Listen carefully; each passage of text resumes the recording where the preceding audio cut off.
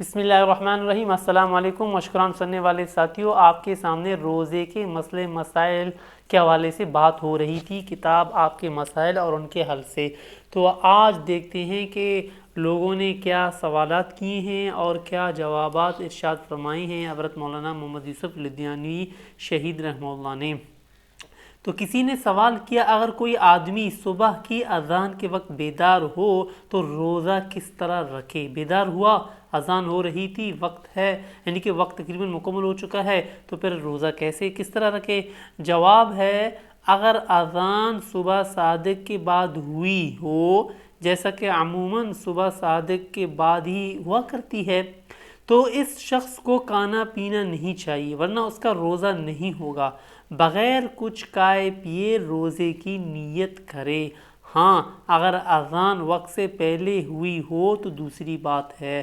خلاصہ یہی ہوا، اگر کوئی شخص اذان کے وقت ہی جاگ گیا نیند سے تو وہ روزہ کیسے رکھے؟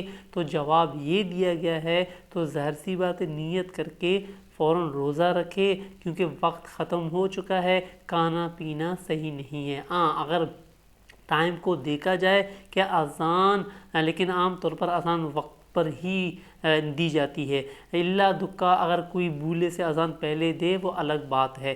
وقت کو دیکھا جائے، اگر اذان پہلے دی گئی ہے تو کھا پی سکتے ہیں، لیکن اذان وقت پر دی گئی ہے تو بالکل کھانا صحیح نہیں ہے۔ دوسرا سوال کسی نے کیا ہے کہ رمضان المبارک میں سحری کا آخری وقت کب ہوتا ہے؟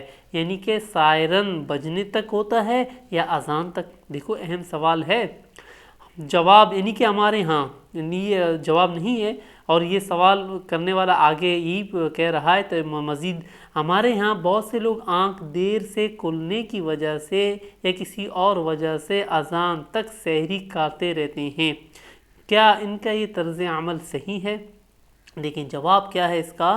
سحری ختم ہونے کا وقت متعین ہے، سائرن یا اذان، یعنی کہ اس کے لیے ایک علامت ہے، روزے کے ابتدا ہونے کی ایک علامت ہے۔